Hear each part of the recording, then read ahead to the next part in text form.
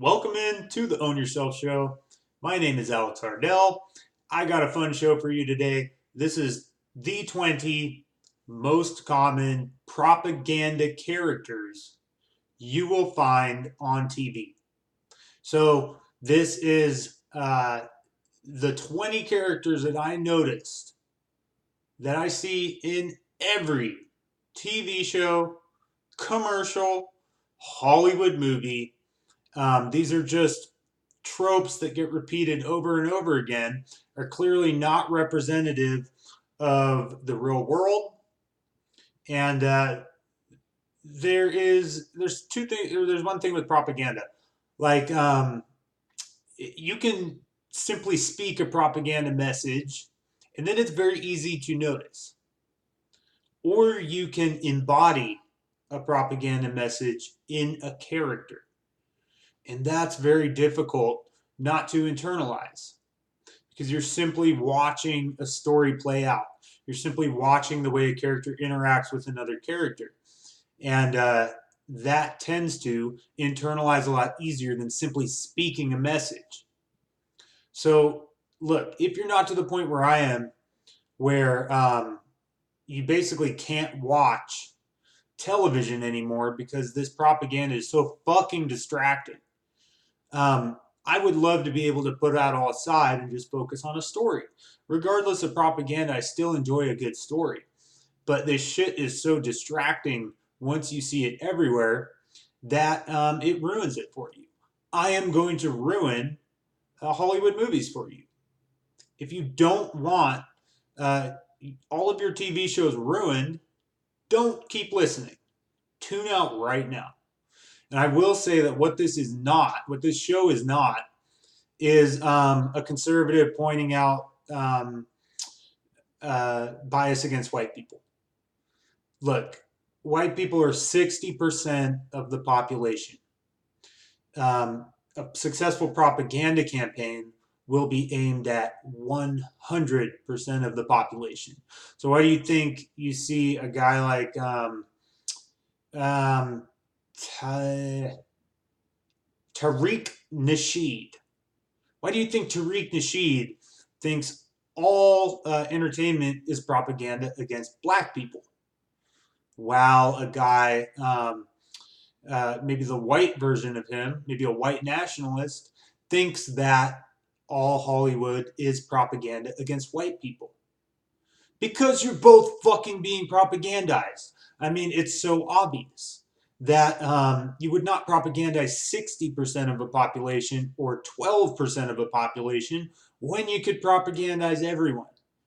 So I'm going to point out 20 characters, these transcend race, transcend gender, um, and they are used to propagandize us all. I don't necessarily know why.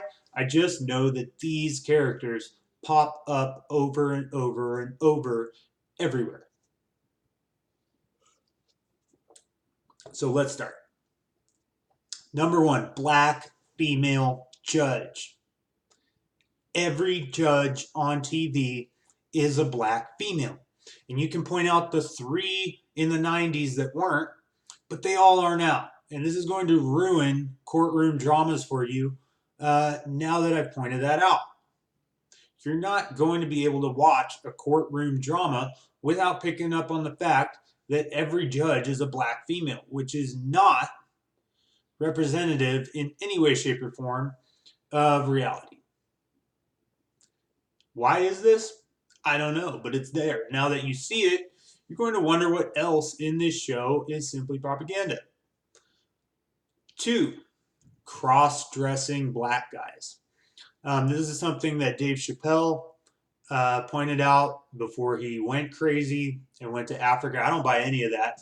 I think he was made privy to a lot of things and he wanted no part of it in Hollywood and he simply left. More power to him. I think that was amazing what Dave Chappelle did, and it's cast as if he just went crazy because he turned down all this money. They might have asked him to do something he was not willing to do to make money. But one thing that he pointed out is that every black comedian is required to cross-dress to be extremely famous.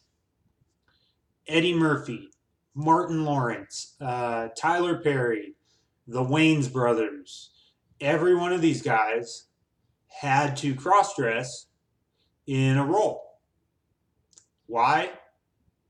I don't know, but they're all emasculated before they're allowed to take the next step and really attain fame. Why is that? Who knows, but it's there. So cross-dressing black guy is the next one. And you'll see this all the time, sometimes completely unrelated to the story. Just randomly, now the black guy is wearing a dress. It's usually not even that funny. Next, single mother with a daughter. So this is whenever there's like a kid, there's a girl who's the protagonist. She's maybe a teenager, maybe a little younger. Invariably, her mother is, or the household she lives in, is that of a single mother. Sometimes she may have a younger brother, but she always has only one mother. And we're never even told where the father is. We're just told that this is completely normal, that she just has a mom, and that's it. Now, this means nothing about your life. If you had a single mom raise you and did a great job, all the more power to you both. But this is presented in Hollywood as the norm. If your single mother did a great job with you, that is not the norm, nor is it the ideal. Yet in Hollywood, it is presented as such, especially when there is a young female protagonist. Her mother tends to be a single mother. Then, the next one is gay couple next door. Every neighborhood in America does not have a gay couple every 3 houses. That's just not how it works. And yet, every one of these shows, the couple next door is 2 men. And that is not indicative of reality in any way, shape, or form. And yet, there it is. We're expected to believe that every single block in America has a gay couple. Simply not the case. Now, interracial couple. This is one you will see, and this transcends all races. You will rarely see on TV a black man and a black woman, and Tariq Nasheed will go off on that. You will rarely see a white man and a white woman, and a Robert Spencer figure or Richard Spencer figure will go off on that. This is because it's aimed at propagandizing everyone. You almost always see interracial couples on TV, even though the vast majority of couples in America are not interracial. Now, this gets to be so ridiculous that on commercials, what you'll actually see is a 3-race family where you have a mother and a father of a different race and a child of a completely different race than that. How'd that work out?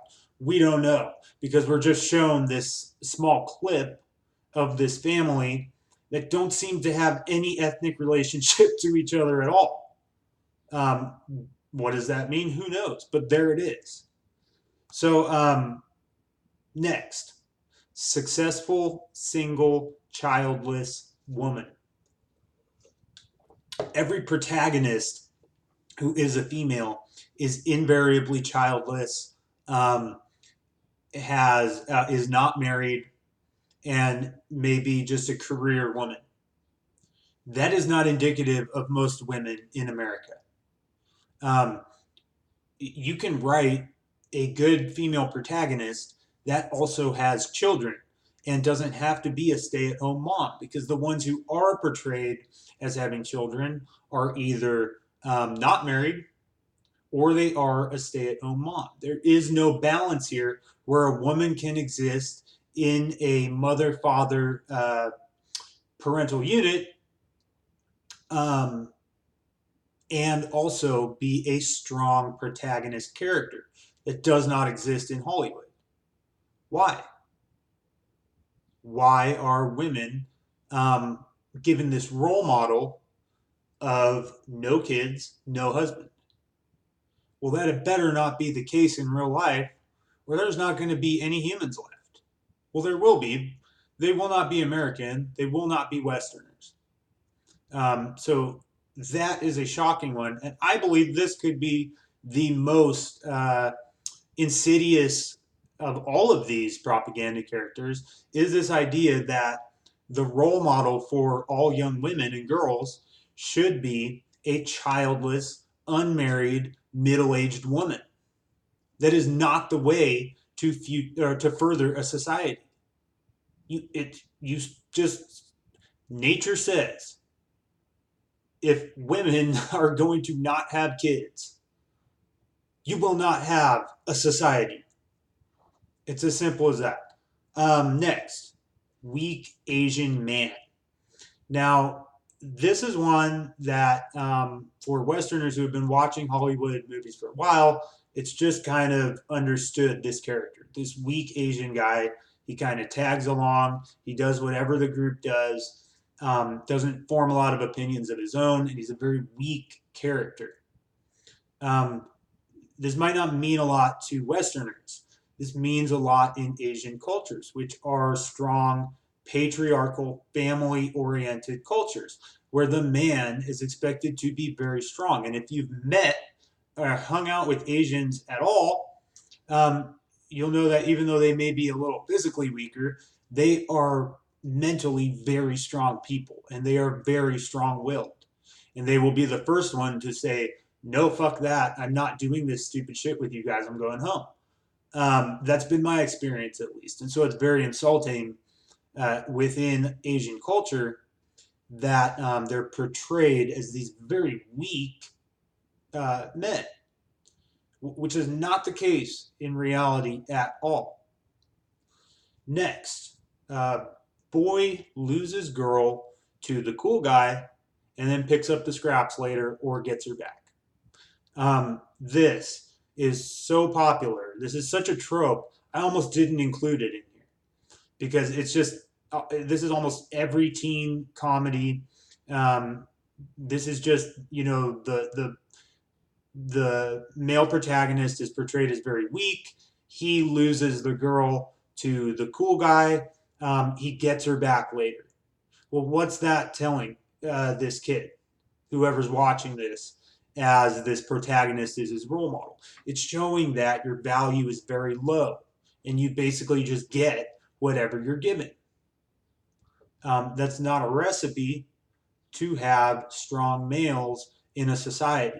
If they're basically told, oh, well, you can be weak, you'll get the girl anyways eventually. So next, we have dumb white guy is helped by black man or woman. This is one that's in every other commercial on TV.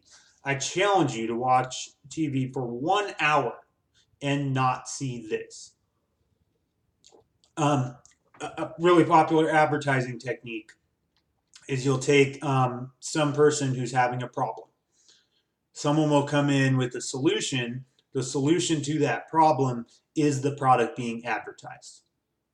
What you will invariably see is it is weak white man has the problem, can't get cell phone service, his wife's freaking out on him. In comes strong black man who has cell phone service. Boom, you should have bought Verizon. Something like that. And you will see this every other commercial now that I pointed this out.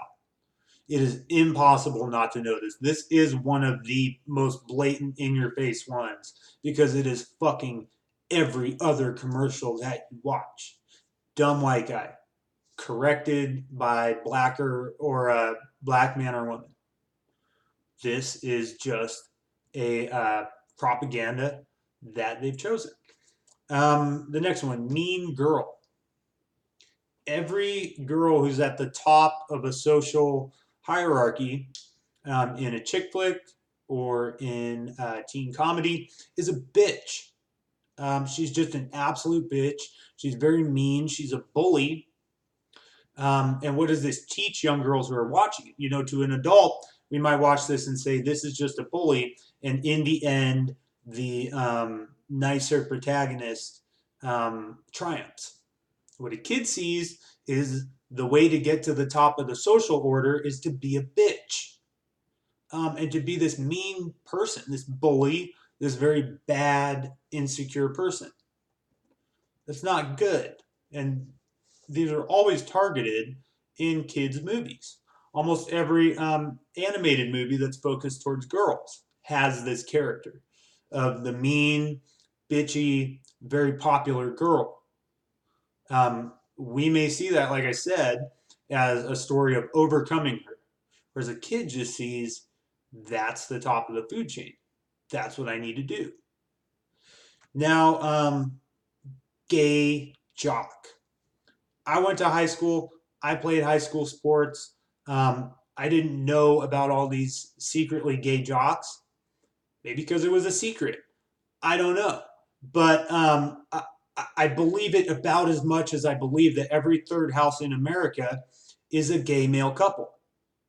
It's not believable that every captain of every high school team is secretly gay. And yet, Hollywood would have us believe that this is the case. Once again, you've seen a theme through all of this is demasculinating. This is demasculinating men of all races, and of all statuses in life.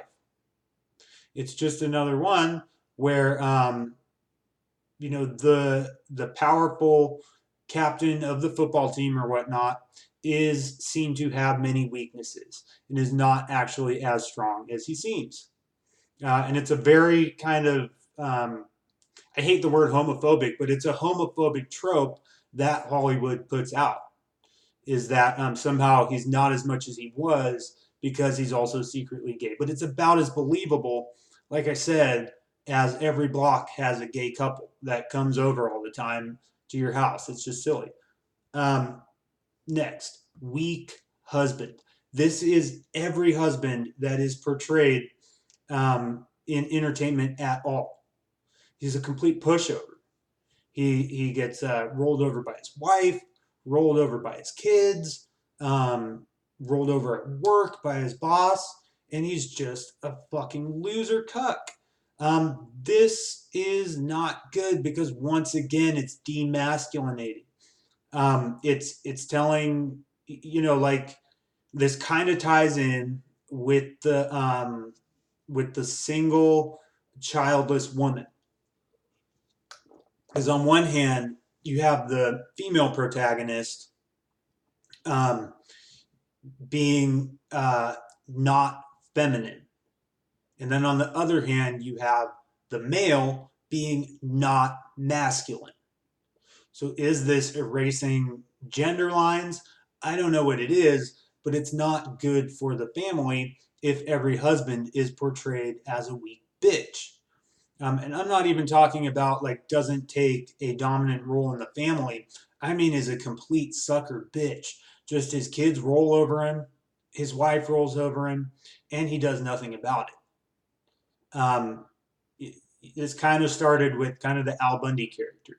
And then it just got worse and snowballed from there to where now he's not even cracking wise jokes. He's just taking it like a bitch. And finally, this is just a kind of fun one, but female kung fu master. Every woman in every action movie is suddenly Ronda Rousey. And this wasn't always the case. It wasn't always the case in Hollywood that you saw a woman MMA fight 5 men at a time and kick their asses. When she's about 120, 125, they're about 200 to 240, and she kills them all. This was not always the case. It was the case that in a movie like, let's say, the new John Wick, and I don't know if there was as much like kung fu action in that, but you'd have like the male and female protagonists. The female would go off and do kind of the diplomatic thing, and try to get something accomplished there, and then the man would fight his way through the bad guys. Then they meet up at the end, put the two pieces that they got together, and solve the puzzle or whatnot. Now it's just man and woman stand back to back and karate fight their way through. Like I said, 250-pound MMA fighters. It's absurd.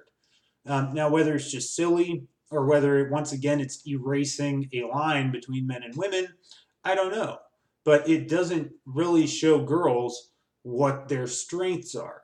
Your strength is never going to be street fighting 220-pound men. Your strength is in the feminine. If you are female, your strength is in the feminine. If you are male, your strength is in the masculine. Now you can play off that and you can pick up pieces of the feminine and pick up pieces of the masculine. It's probably necessary. Most women could probably learn a thing or two about asserting themselves from a man. Most men could learn a thing or two about emotion from a woman. But your strength is going to be in the masculine for a man, in the feminine for a woman. So I'm going to go back down these one more time. Now that I pointed them out, you'll never be able to unsee them. This is going to fucking ruin television for you because it's everywhere, man. And some of these are just, you can check off 6 or 7 of these in one show. You can check off 4 or 5 in one commercial. So let's go back over these. Black female judge, cross-dressing black guy, single mother with a daughter, gay couple next door, interracial couple, successful single childless woman, weak Asian man, boy loses girl to cool guy, picks up scraps, dumb white guy is helped by black man or woman, mean girl, gay jock, weak husband, and finally, female kung fu master. So take a look for those. If you see any more that I missed, you can email me at ownyourselfshow@gmail.com. I'm also on Twitter at Alex Ardell. I've also been thinking about putting together a fantasy football team for this year with any of you, my anarchist friends, my nationalist friends, my left-wing friends. I don't care. Any of you guys. Hit me up on Twitter at Alex Ardell. DM me if you want in. If I get enough people there, I'll fill as many spots as I can. First come, first serve. And then I'll probably open it up to whoever else wants to join. I was thinking it'd be like a dynasty league. And it should be a lot of fun. Anyways, that's starting soon. Preseason is in a week or so. So hit me up on Twitter, on my DMs there, and I'll get you in. Other than that, it's been great. I hope you enjoyed the show. I will talk to you guys next week.